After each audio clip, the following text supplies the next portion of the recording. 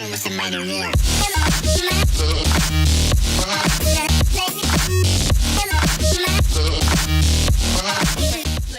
just jumping right into it, to begin, I'm going to start off the way that I usually do, which is with my MAC paint pot, and this is in the color Soft Ochre, just applying a thin layer of that onto my entire lid, not only to help with kind of a base and to prime, but also to just even out my skin tone onto my lid.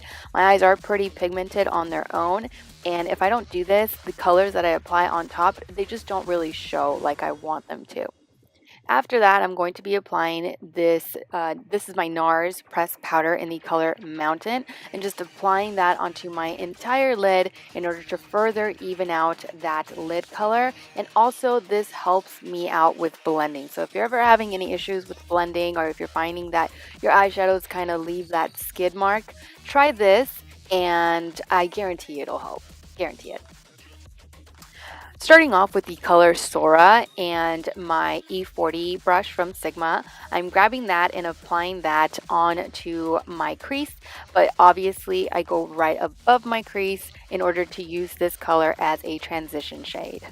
And just working that in windshield wiping motions as well as circular buffing motions. So just do the two back and forth and building the color up to my liking and to the intensity that I want it to be.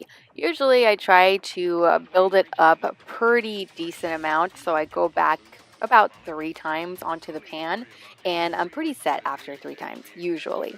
Next, moving on with the same brush and the color Frappe from the palette, and just applying that on top of the Sora color in the same way. So just buffing it, circular motions as well as windshield wiping motions on top of the color that I just placed.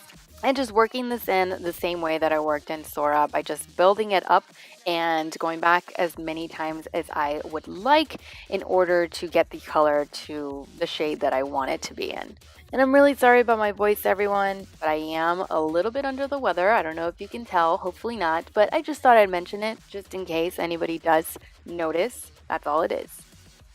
Next, going in with my Sigma E35 in the color Mars from the palette, I am going to be applying that onto the outer V and along my crease.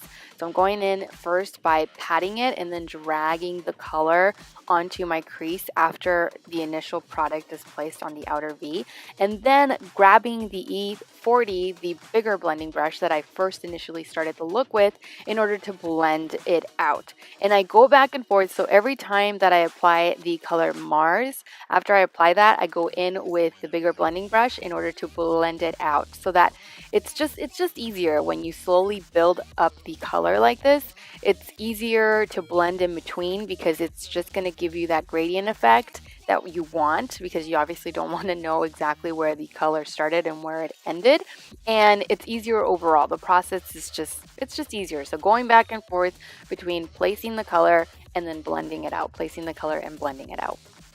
I wanted to give my eye a little bit more dimension and depth, and so I went in with the same brush, the E35, and grabbed the color Aphrodite from the palette and built that into my outer V. And then, like with the Mars color, I dragged it into my crease a little bit, but I mainly focused this particular color on the outer V. And of course, using the big blending brush, the E40, which is my favorite for blending from Sigma, I just buffed it out in between applications. Using my finger, I grabbed this beautiful foiled eyeshadow from the palette. It's called Insomnia, and I applied that onto my lid, of course, stopping right at the crease on the top and right at the outer V on the outer portion of my lid, and just packed it on until I was content with how it looked on my lid.